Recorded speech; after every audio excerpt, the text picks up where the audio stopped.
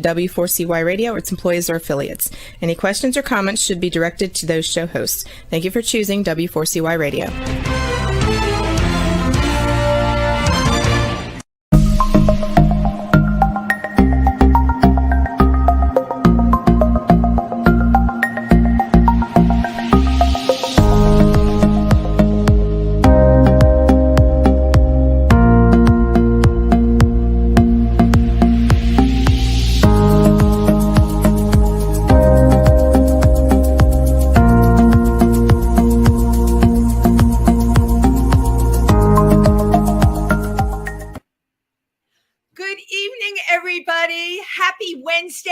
Happy Pride, and welcome to Triversity Talk. Thank you for being here with us tonight. I am Wendy Stewart Kaplan. You see all three names on the screen. And I have, of course, a guest co-host tonight, the very lovely Lady Clover Honey. Hello. Welcome. Thank you so much, Wendy. It's so great to co-host with you. Oh my God, I love co-hosting with you. Usually we're tag teaming in person. It's so funny to be doing it on a live stream. Yeah, but now we're gotta be tech savvy nowadays, right? There you go, tech savvy, and you got to be very, very versatile. How is your Pride so far, Clover? How are you doing with Pride? Every time I go on Facebook, I see you at a different event. Oh yeah, but tis the season. It's a busy season, and I love this being busy. There's so much to be proud about. Of course, every day should be Pride Day, but nowadays it's really hectic, and I just love it. I went to the Leather Fetish Pride on Sunday. That was a lot of fun. And it was at the Folsom Street Pride? Yes, it's Folsom Street East, modeled after the famous Queer Leather Fetish Festival in San Francisco. Oh my gosh. This is it's East because it's here in New York City. It's not as big as San Francisco, but it's a lot of fun. But it's a lot of fun. And I saw some of the pictures. Everybody wears leather. Yeah, that's the biggest fetish there is. I'm sure they have other fetishes. Yeah, actually, the big fetish that I see today that I didn't see years ago is a puppy fetish. And I see that with young men, all these young men pretend to be puppies. They have a master or a puppy handler, and they do let on leashes, and they bite squeaky toys, and they wag their tails. Okay, all right, that's whatever turns you on, right? Squeaky toys and tail wagging. My gosh. That is, when you said puppy fetish, I thought, oh, silly me. I thought that they showed up with their dogs, in backpacks or strollers. Everyone's got their puppy in a stroller these days. Yeah, they did. I have my tortoise in a stroller usually. Wait, hold on, Clover. I knew you had a tortoise. You put the tortoise in a stroller? No, I actually just carried a little Chihuahua carrier because he's a little bit smaller than a Chihuahua, though. Okay, and of course I have a Chihuahua. Would you consider putting your tortoise in a stroller? Yeah, but then it's a pain to wheel the stroller around the place. So just a little handheld thing is right. I know, but people say that the animals like it. Well, the dogs like it, right? Because there's netting. They feel safe. They can look out. I don't know. Far be it from me to tell people how to wheel their dogs in strollers or their tortoises in strollers. What is the world coming to? You ever ask yourself that? I know. You just never know anymore. So what are your Pride plans, first of all? Well, the Friday is the drag march. I've been going to for over 20 years. I went to the very first one. I'm old enough to remember when the very first one was announced. And I've been going there with my friends from the New York City Circle of Radical Fairies. They were big in the 90s. And a lot of people I know about the Radical Fairies. A lot of people don't know about the Radical Fairies. I know they dance around the maypole. Right. It's actually a nonconformist group. And started by Harry Hayes, saying that gay men should not have to conform to mainstream, just be your own. It's very neo-pagan, which is what I liked about it. And don't worry about, just be your own culture. You don't have to be a male, a butch and a femme. You don't have to join the army, get married. Like gay people were emulating. I'm straight, but I have sex with. I'll be just like a straight person, a very respectable straight life, but I'll be a gay person who's just like a straight person. So everybody should like gay people if they're just the same. Right, exactly. But with the Radical Fairies, I know that there is also a very feminine side to the Radical Fairies. Oh, yes. You don't have to conform to being feminine. If you're feminine, just embrace it. Because back in the days, a lot of gay men who were feminine were embarrassed about being feminine, or they tried to not be as feminine. And just no, put on a dress if you like a dress. You don't have to be a female impersonator or a trans. You just be a man wearing a dress, wearing a lady's hat, wearing a pearls, and just have fun and don't conform to being anything. You just have fun and maybe not even have a label. Right, yeah, be non-labels, or the fairy label. That means fairies are fluid; they could do anything and be anything. And March in the Church, it was started by the Church Ladies for Choice. Right, I remember the Church Ladies for Choice. I have seen them march in the New York City Pride. Yeah, they were great. Who are standing up for women's rights and abortion, using the power of drag to make a point and to get attention for that. And they started the drag march. Now it's a really big. Everybody, you don't have to be a drag or trans, but you have to be supportive and all kinds of. It's so much fun. I've done it a couple of times, and first of all, the costuming is just completely unexpected. That's one of the things I totally love. And it starts at Tompkins Square Park, and then it ends at Stonewall. Of course, there's a rally after. Yeah, we all sing "Summer Over the Rainbow" when we get to Stonewall. Oh, it's so nice, Clover. Right, yeah. Pride is the time of kindness and rejoicing and being nice, which is something all of us could use. Oh yeah, a little bit more. And be accepting and don't be embarrassed about who you are. Be proud of who you are. Don't worry. Exactly. If you're a good person, there's something to be. Just be proud of being a wonderful, accepting person who treats everybody equally. Yes, and you know what? Speaking of proud today, my gosh, my guest today is so perfect for Pride, okay? Because she is the queen of Bronx Pride with a legacy and a resume that you cannot even wrap your head around. I can't wait for her to talk about it. She is an entertainer. She is a speaker, a mover and a shaker. And she is such a force in the Bronx. And she and Lady Clover Honey have worked together how many years? Oh, maybe about 20 now. Has it been that long? Yeah, 20 years. At least, yeah, because this is 22 now. I know it's since the 2000s or maybe the late 90s. How real that's really, really amazing. And don't tell anyone that we're getting that old, but you know. Nobody's old. We don't get old. We age gracefully, or we age in reverse. We age in reverse like the Walmart rollback. Mm-hmm. But I'm so proud to meet our guest today. Please welcome Appolonia Cruz, Queen of the Bronx. Hello, everybody. Happy Pride. Happy Pride, Appolonia. Pride. That fan is great. I could certainly use a fan like that. It must be these hot lights. You know how Hollywood is with these hot lights. The things we have to deal with. But it's hard when you're a lady because then you're not allowed to sweat. Men can sweat and they think it's sexy. But if a girl sweats, forget about it. Right. Well, we're not having any sweating on this show, Clover. That's one thing I put a stop to. We can't. Thank you, Appolonia, for cooling yourself down. And thank you for being here with us tonight. I'm very excited that you were able to come because Pride is such an insane time, right? Yeah. You go on social media, everybody is everywhere. And every single night as we lead up to Sunday, the main event, it's like 4, 5, 6 things that you can go to and more. And it's so crazy. Mm-hmm. Have you been celebrating your Pride so far, Appolonia?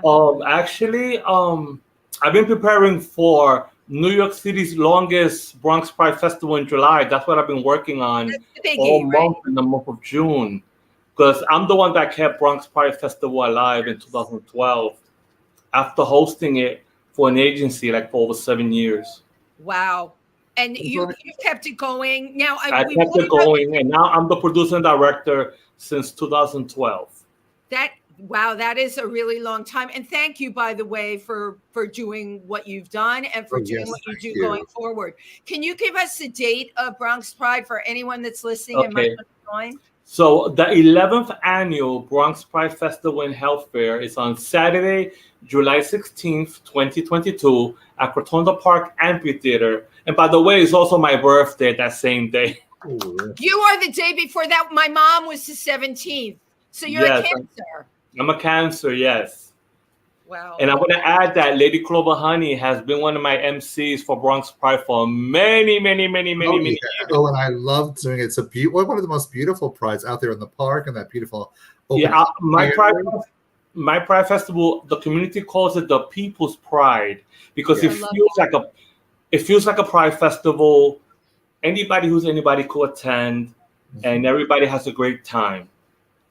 So you've been doing it for around how many years now? 20? 20? Well, if I count the years I was serving as a co-host with my sister Dominique Jackson from Pose, it's like 20 years already. More It than has that. been 20 years already. If I add the other years under the agency, but on my own since 2012.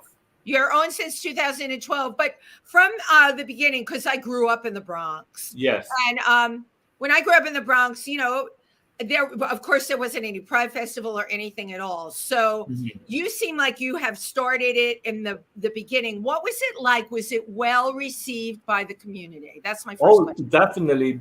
Before I took over the Pride Festival, we had it in different parks at the beginning. When I arrived from South Beach, Miami, they were doing it in the Bronx off the concourse next to the Supreme Court. The concourse, and I worked at that Supreme Court building first time I was 15. Yeah, it was held there. They used to have the parade at the Grand Concourse. That was the first time I performed at Bronx Pride Festival. Then they, with a lot of changes with politicians and everything, they moved to Borrero Point Park on Hunts Point, one of the most beautiful waterfront parks in New York City in the Bronx, Borrero Point Park. Where the fruit market is. Yes, well, they have the pool. They have like a barge, like a pool. That was where Bronx Pride Festival started, that I started co-hosting. Then from there, we went to Cortona Park. Cortona, yeah, of course. And so I took it over from there, yes. And amazing. Now, one thing you should mention is that you get a lot of support from the local politicians. I'm amazed that all the politicians, because they all know you and love you, especially our former one. His 8 years were up, and that is a brand new one. Is that right? Yes, the former Bronx Borough president, his name is Ruben Diaz Jr., and he was the one that gave me the nickname, the Queen of the Bronx. Right. And so then the Senator Serrano, his father, a lot of the politicians were calling me the Queen of the Bronx. Like, I didn't give that name to myself. It was given to me by the community and the politicians. President. For my contribution. There, you could tell all the politicians love you. They're so supportive of the festival. No thanks to you. I'm very fortunate. That amazes me. And the police department too. Well, both of you think that having, not everybody is so savvy at having those kind of relationships, right? And I would assume a lot of the politicians, maybe never thought about the LGBTQ plus community. What is it about you, Appolonia, that makes you such a great, I call that a connector. What makes you such a great connector, do you think? I think it's because I am very inclusive. I remember when I came from South Beach, Miami, the Pride festivals in the other boroughs wouldn't book a drag queen if she lived in a different borough. Oh, Lord. Like, that's how it was back then. They might deny it, but I remember. But when I took over Bronx Pride Festival in July, I didn't care if you was from Washington Heights and Manhattan or if you came from Queens. I'm very inclusive. One of our co-hosts, his name is Tim Moss. Tim Moss lives on Washington Heights. And Tim Moss, I introduced him to the Bronx, and the rest is history. And it is so funny because, I co-host If These Walls Could Talk with Tim Moss. And today, one of the things we talked about, we opened the show talking about both of you and Tim's connection. And it is so ironic to me that I would be doing a show with Tim, who's from Indiana originally. Like, how, it's so funny. Think about that, how everyone's paths cross if you are open to being inclusive. And I think you brought up a good subject, Appolonia, that how do we become more inclusive in our own community, like in the LGBTQ plus? Tell me what you see in terms of people's relationships. I think that I'm setting an example to other Pride festivals because I'm not funded. I'm not an agency. I was the co-host to the director of the festival. I think that I set an example about being inclusive. There's no ego trips with me. No ego trip. I hosted every Pride festival imaginable in New York City and New Jersey. Love it. All right. And I'm showing the generation, especially the new ones, because the new ones, they're starting out now, and they have this air about them. I'm like, no. You still got a long way to go, darling. Let's bring it down a notch. Learn from me. So I try to teach the people that, yes, I do what I do for the community, but Clover knows I'm one of the most down-to-earth persons you'll ever meet in your life. Behind the scenes, which really counts, because on stage, everybody could act. But That's Clover right. knows behind the scenes. She's never seen me go crazy behind the scenes. Nope. That's not me. Right. I have a passion with what I do for the community. I also fought for marriage equality. So, I've been involved for a long time. Right. I get that feeling. And you just said something about being great behind the scenes. That's so important in terms of relationships with politicians and relationships with your performers. By the way, I have only ever heard amazing things about you. Thank you. All lies. No, it's all true. Everybody loves Appolonia, and thank you. Clover and Tim have spoken fondly of you, but there have been many, many others. So, yes, girl, your reputation is squeaky clean. Yes. Well, that's why. Remember, speaking of politicians, I remember when the Senate gave you an award that I'm for all that you do for the arts community and the LGBT community, and I even gave one to me and Tim Moss as well. I honored Tim Moss. I honored Lady Clover also, thanks to the New York Senate with an award as well, because I never told Clover this. She's gonna be shocked, but Clover inspires me. Since I first met her, she's an inspiration in my life. And the same thing with Tim Moss, and I know I inspired them as well. Yes. And we work so well together. You know why, Wendy? Because we share the same passion. Yes. We share the same passion, and that's very important. If you don't have the passion and the drive, we're in the wrong place if we don't have that. Mm-hmm. Well, but you know what? You brought out something earlier with some of the younger kids that come along. They may have the passion, they may have the drive, but they arrive on the scene with the attitude. And you can't have that, especially now more than ever. We're seeing politically rights that everyone has fought for, the possibility that they could be rolled back now. Right. This is in many ways a very scary time. So it's very important that we have everybody on board at this time. No jealousy, no attitudes. Right. No jealousy, no attitude. And you all paved the way. You paved the way for that generation to come along. So they got some mighty big shoes to fill. Yes. I want to add that I've scolded a couple of politicians behind the scenes. I really have. If I'm not happy with something, I'll speak to them. And they'll tell me, Apple, we're going to correct this. I'm like, okay. And I keep it moving. And I don't even bring their names on social media or nothing. I speak to them privately. As you should. Yes, because I don't need to trash them. Right. Especially when I know many of them that are really allies of the community, not just for June Pride Month. They're really allies. Right. And now more than ever, you need political people really on your side. We're really learning that as each state becomes more an independent entity going forward, and that does look like what is going to be happening. It's really important that we all realize we're on the same side. You read some of the legislation that's being proposed in the southern states and some of these states in the Midwest, and it's absolutely scary that this has even come to fruition. Yes. Right. You know what? I am not a sellout when it comes to politicians. Right now, we have elections, the primaries. By the way, I'm a Board of Elections coordinator. I'm on a poll site as well. So wait, what do you do on the poll site? Tell me what you do. Well, I supervise the whole poll site. I'm a coordinator. Oh, wow. I wish I could do it like this. I'm going to ask them one day, can I do it in drag? That should be funny. Oh my God, it would be so much fun. You know what? That'd be controversial. That's a great idea, though. I think it would be motivational. I'll tell you why, right? As a performer, and both of you know this, you have audiences. Showing up and being the poll coordinator, all done. Come on. There would be people that normally would say, oh, I'm not so sure I want to go out and vote. But Apples is going to be there, and I know she's going to be done. Mm-hmm. Yeah.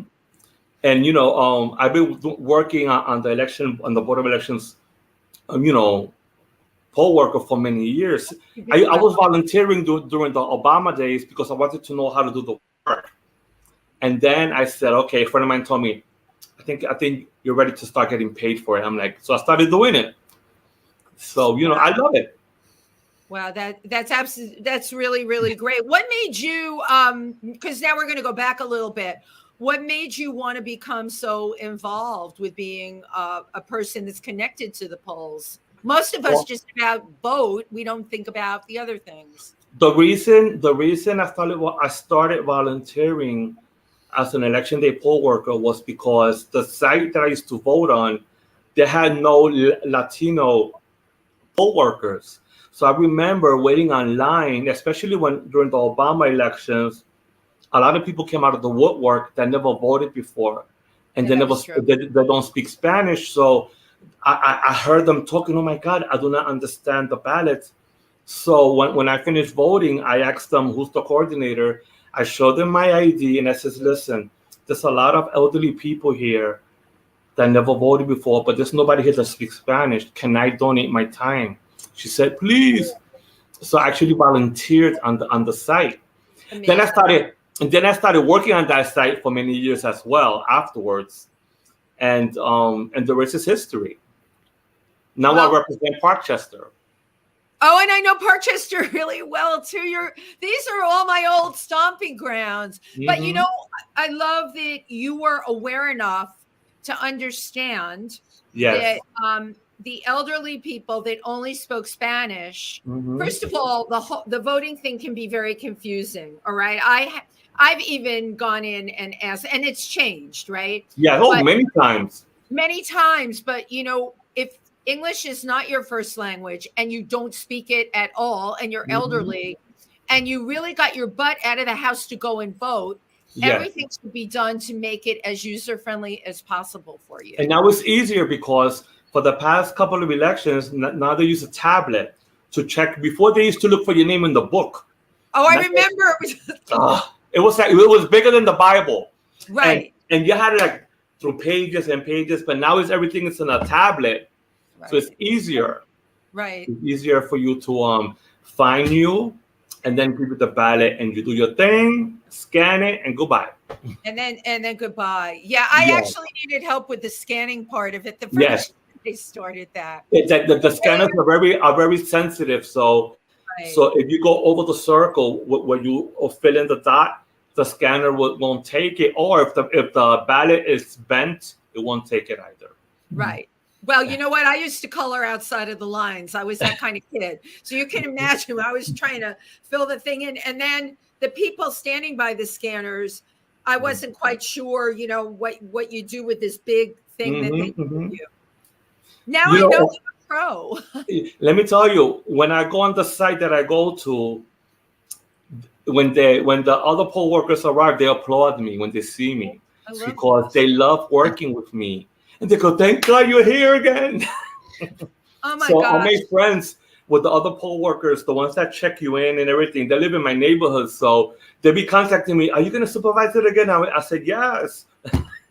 So they're very happy. And I bring them food and everything.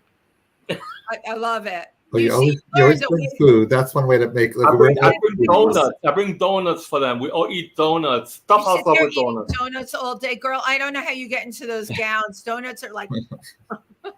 I want to add that I lost over 40 pounds in less than a year. Yes, I have. I ballooned during the pandemic. Plus, I was recovering from a couple of situations, an accident in pneumonia, and I ballooned. But thank God I lost over 40 pounds in less than a year. So, you know, I'm feeling my oats. I'm feeling pretty again. You're going to be all beautiful for Bronx Pride, too. That's great. Congratulations on being able to do that. So Something that you said before, you know, you being Latina and you could Yes. really help the people. I just saw Jennifer Lopez's documentary on Netflix. Okay. Halftime. I don't know if you've seen it yet. No, I haven't. The whole thing, you should see it because Okay. it really is, besides her ego, okay, which, you know what, she's more than entitled to. She's unbelievably talented and a true survivor of the tabloids and everything. But what she's done in terms of giving back to her community is absolutely amazing, and it's to be honored. And she brought out a lot of things about, you know, the NFL in her documentary and the big halftime show. They had her and Shakira were both going to be doing the halftime show. Yes. And she took it on as such a responsibility because, to make their point, the NFL, one Latino was not going to be enough. Had to be two, because this is the first time they were ever doing something like that. You know what? It really made me aware of just how crazy it is in this country. I mean, that there's such a line of demarcation. Apollonia, I grew up in the Bronx. I never, you know, I went to Walton High School, which Walton, yes. I survived Walton High School, but we never talked about this because it wasn't stuff that was so obvious, and things have changed so much now that certainly in the Black and Brown communities, you really have to be aware now of everything that's going on and politically aware. Yes, yes. I want to add one thing. When I took over Bronx Pride Festival, I remember in the past that the MCs were not like the ones that I have on my Pride Festival, because like I said, I'm very inclusive. I have Lady Clove, I have Tim Moss, I added Kelly Kaboom, she's Afro-American. I have Lorena St. Cartier, she's Dominican. Right. Yeah, So I told myself, I want to add the faces of our community on my events, and people thank me for that, because when you go to other prides, you only see one race hosting the event, and my events is multi from all backgrounds, right, Clover? Yeah, and don't forget, you will mention you had Dominique Jackson before she became a famous television star. Before she became Hollywood, honey. Yeah, she still supports it. She makes appearances even after she was cast in this TV series, and she's amazing. And you not before the TV producers. What's his name again? I forgot the name of the producer of Pose and American Horror Story. Oh, right. I know who you're talking about. Ryan Murphy. Yeah, you noticed. Yeah, Ryan Murphy. So you had, oh my God, so you had her before anybody. Yes, I have a whole history with Ty. Well, we knew her as Tyra Allure Ross, but now she's going under Dominique Jackson, you know, for her, you know. But me and Tyra, you know, I don't want to take credit for her career, but I was the one that, you know, helped her introduce her to the community. Right. You know, and I invited her to be my co-host when I hosted the last ever marriage equality march in New York City, and I invited her, Dominique Jackson, to be my co-host. So we made history hosting the last marriage equality before it became law. Wow. It was amazing. Wow, that's I mean, what a legacy you have in this community. And you are not jealous of her. A lot of queens are jealous of her because she's so tall, thin, and beautiful. But there's no. I always joke with Tyra, with Dominique Jackson. I always call her Tyra, but you know the world knows her now as Dominique Jackson. So she's a statuesque, slim model. When I see her, I'm like, girl, you're getting fat. But that's like a joke that I do all the time. Right. Girl, you're getting fat. You're getting fat. She loves it. Yeah. She be cracking up all the time. Right, but what you're doing is you're treating her with such love. I think Clover brought out a point that people are jealous of her. They're also probably, you know, and I want to ask both of you this. Do you think, like, when you're a person that's just, you know, pursuing your dream, right? But then you get your dream. Do you think that people wish bad for you? Or I think that, and Tim Moss and I talk about this all the time, we should lift up anyone that gets any kind of break, right? But what do you think about in the LGBTQ community? Let me tell you, Wendy, when Tyra, before she became famous, right? she did the runways on Fashion Week. Right. And I remember Tyra even before she had titties. Okay, wait, hold. I have to stop you right there. That's a T-shirt. I remember Tyra ... before she had titties. Yeah, before she transformed into a beautiful butterfly.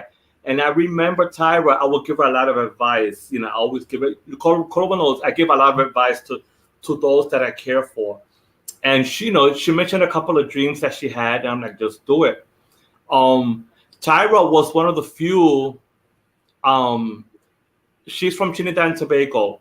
One of the few that were performing in Spanish clubs in New York City. Oh. Because a lot of the Spanish clubs wouldn't hire the Black girls. No, they only wanted Spanish girls. They wouldn't. Yeah, they'll hire the skin tone Black girl, but Black girls, from other countries, forget it. But Tyra was one of the first, and we had her doing the club rounds in the Spanish community. That's when they got to know her and love her. So she has a strong fan base from the Latin community. And I ran into Dominique Jackson, Tyra, on Destination Tomorrow's Pride Festival last week, and we hugged, and I told her, I am so proud of you, girl. I told her I'm so proud of you.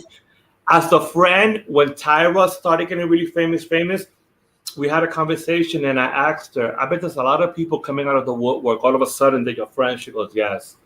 What I did with Tyra was that I took a step back, and I just let her shine. And I told her, you got my number. You know where to reach me. And I told her, I miss you. I really do. She's living the good life. She's traveling. She's on television.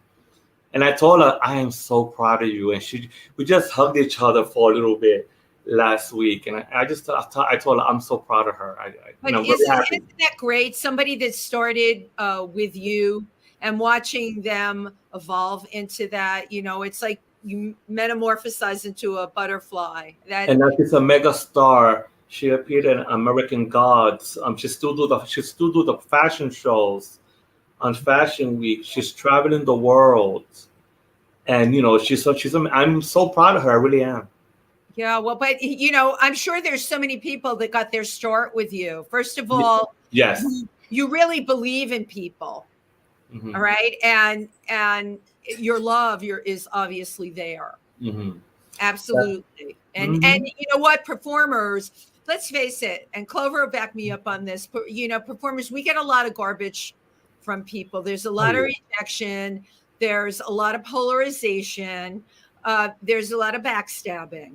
So when somebody comes along like yourself and you support someone to that degree, they're like, whoa, Yeah.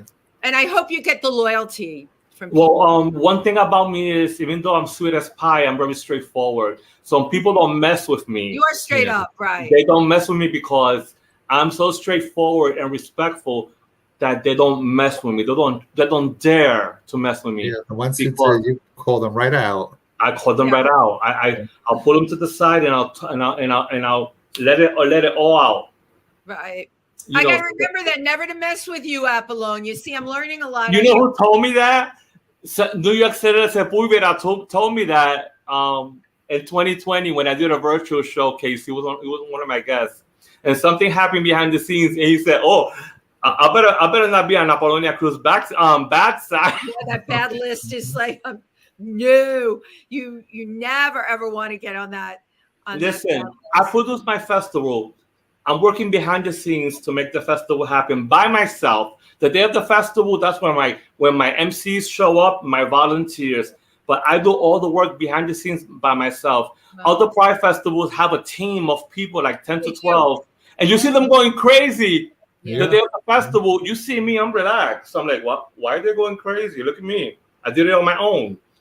Well, but you know what? There's something to be said for that on a bunch of levels. First of all, you can do it. She can turn it out.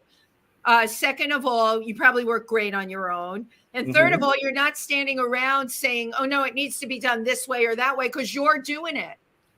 And the people that are helping me, my stage manager, the one that checks in, the artists that come in. I have over 70 performers on my Pride Festival, more than any of them in New York City. And I have my people. I always say, you make an entertainer's day from the registration table. If the registration table treats you wrong as an artist, you're gonna have a bad day. But I make sure that everybody that's working for me, respectful from the front door, from the front gate, they're very respectful because that's how I am. Right. And once you do that in the front, they're gonna have a fabulous time. They'll give an extra performance, like more than they had planned. Clover knows how I run things. Because you've treated them well. How have you gotten you have really great, strong values. I was going to say good Bronx values, but you have very, very strong values. Tell me about like how you were raised and your parents and where they're from too. Okay, so my family, I'm a mutt, but my mom was Puerto Rican. Her mother was Puerto Rican, but my biological father, well, he wasn't my father. He was just biological. Part of his family was from France. Wow. So, and my great grandmother from African descent. That's what I was told. So my mother always told us, you're not 100% pure Puerto Rican, even though I was born in New York City, by the way. Yeah. When I go to Puerto Rico, my family calls me a gringo. Oh. You know what? They call me a gringo. Yeah. And they call me, you're a fake Puerto Rican. Like that, my own cousins. They're joking around, so I speak to them in English. Get back at them. Right. Don't speak Spanish to them. Show them what a big gringo you can be. But let me tell you, the young generation of my family, they all speak English. They're all educated. So it feels like if, like I don't know. When I speak to them, I'm like, oh my God, the new generation, perfect English. But my cousins, horrible in English. By the way, I also organized a block party in my mom's neighborhood where she was born over 70 years ago. And I organized 2 block party festivals in drag. I love it. In Ponce, Puerto Rico, in my mom's neighborhood. Where, in Ponce? Yes, Ponce, Puerto Rico. Your mom was born in, of course, I've been there. I know where it is. Wow. I lived there for 2 to 3 years when I was a toddler. So I actually organized a block party on my mom's neighborhood. Since we have a lot of family houses, I draped them in Puerto Rican flags, all the family houses, and I used the area as a show stage between the houses, and the whole neighborhood they love it. Yeah, I'm sure they totally loved it, and I do know that culture because I've spent time with it. Loves parties. Yes. But here you popped in from New York, right? Bigger than life, all sparkly and shiny and everything. How totally fabulous to do that for your mom. When you were growing up in the Bronx, what was your neighborhood and your school and everything like for you? I lived in the east side of the Bronx, and the upbringing was not a bad upbringing. Single parent. Single parent. Yeah, my mother raised all of us. It was 6 of us. Okay, I'm going to stop you right there because you're throwing that into the universe like that's easy. That's freaking amazing. All right, 6 kids. She was her 2 younger brothers. She raised her 2 youngest brothers, and she raised 4 of my cousins, all in one household. Of course, and what an amazing role model for you. Because I started out by saying, where did you get these values from? Well, it's very, very obvious, What a strong woman. And you grew up so you were at that point, where were you living? In New York City or the Bronx? I was always lived in the Bronx. You were in the East Bronx, right? Yeah, next to the Bronx Zoo. I know that neighborhood quite well. Next to Little Italy. When Little Italy was Little Italy, because it completely changed now. Right. The only Italian neighborhood is Arthur Avenue now. No, I know. I love that Appolonia is bringing this up. Clover, are you familiar with Arthur Avenue? Yeah, that's the real Italian, or used to be. It's like this New York City. I love strolling lane with you, Appolonia, because it used to be Little Italy, but now it's one tiny section, Arthur Avenue. Because everything, 187th Street off the concourse, I remember back in the day, that's where Little Italy started. You didn't see a Hispanic or Black in that area. My siblings used to go to Little Italy back in the day, and they used to get chased by Italian gangs. Wow. Yeah. When I used to go to the vegetable market, Italian vegetable market, they thought I was Italian because I was very light-skinned, long hair, wearing my knee jacket. So I used to go to the Italian vegetable market, and the old ladies would speak to me in Italian, and I responded back to them. I used to go back home, no worries in the world. But when my siblings did it, they got chased by the Italian gangs. Right. And in shows like West Side Story, you know, people go and see them and they're entertained by them. I remember when that's how things were. We had the gangs, and it was very much a true story. Yes, I lived it. So. Trying to pass yourself off as Italian, Appolonia. I really didn't try, but I was very light-skinned, and right. I looked like a little Italian boy. That's what someone told me. You look like an Italian. I'm like, no. No. You know, and I wear my Lee jacket, my Lee jeans, and my light skin, you know, and I should just walk around with no problem. No problem at all. So at what age did you realize that you didn't want to be a cisgender male? What was going on in your head? Well, I had girlfriends when I was a teenager. No matter of fact, I had the best looking girlfriends that all my cousins had, then all my brothers had, my uncles that were like, and I used to look at them and used to go, you like? But you did have like the best boyfriends. Well, they used to call me G. Shopping with the girl, they won't pressure her for sex all the time. So. Actually, at that time I was dating girls and I liked boys. And I'm just gonna say that the hottest, you know, in every neighborhood in the Bronx, this one hot guy, that was the one I was messing with. Of course, you went right to the top. I was hot looking too, and I was not feminine. You know, right. Out of drag, I don't act feminine. So all the like the neighborhood heartthrobs, you know, I would mess with them. Nobody knew a thing. We used to play stickball, baseball, football, wrestling, boxing. I did everything growing up next to the Bronx Zoo.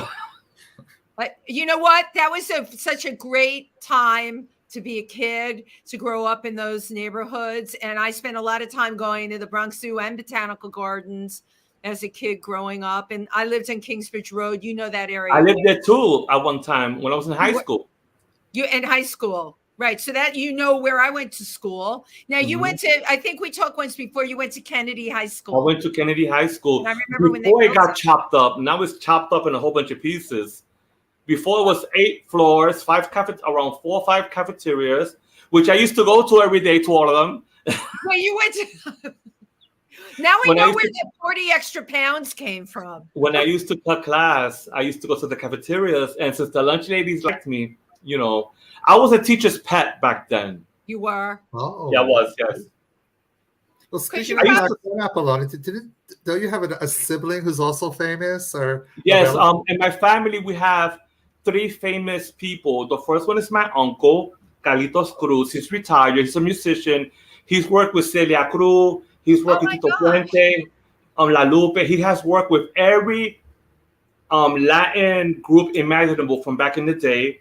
The second famous one is my brother, DJ De Cruz. He's a producer. He's the one that got me my big break in New York City.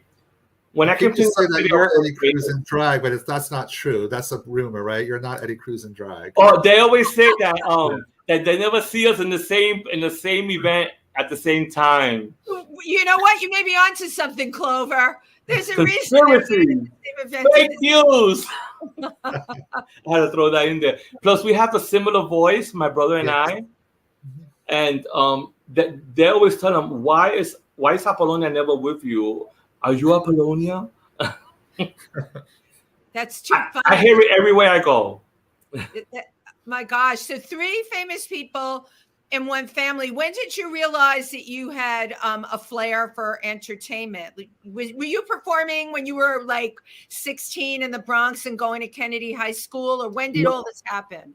Well, we had a lot of parties at the house, at my apartment. My aunt, my uncle's wife, the one, he retired. He's very well known. She was a socialite.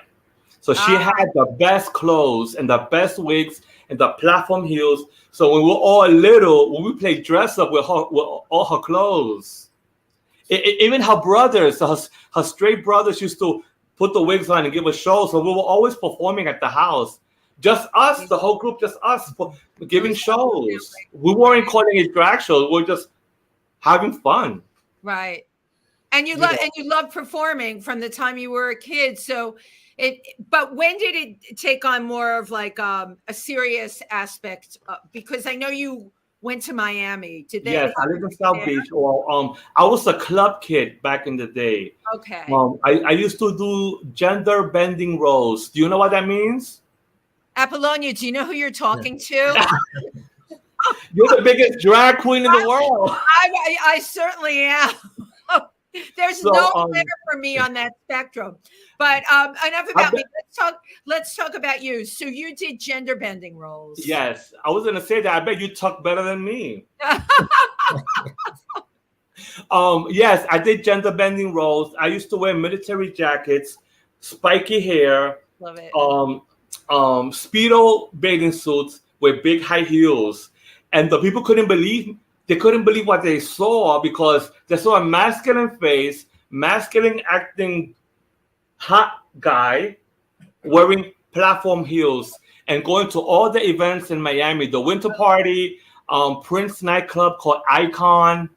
I attended all the events doing that until the early mid 1990s. I did an amateur night, a drag night, and that's when people said you need to be on stage. So this was in the 90s. Wow. Yeah. Wow. In the 90s, yes. And of course, the rest is history. So as we get towards the end here, I would like to hear what you have planned, not only for Pride, some of the people that are going to be in your show, but what you have planned going forward, because you are a mover and a shaker. I know you've been doing stuff at the Copa. So yeah, if you can tell us. Unfortunately, we're still in the pandemic. So many of my sponsors, the ones that really help out, they took a step back because of the pandemic. But they've been helping me for years. So thank God my events get sponsored by the community, by the art entertainers that perform on my stage. I'm just planning, like I said, the 11th annual Bronx Pride Festival and Health Fair on Saturday, July 16 at Crotona Park Amphitheater. Then I'm doing my 9th annual Christmas in July, Saturday, July 23rd, which Lady Clover is one of my co-hosts at Beretta Point Park on Hunts Point.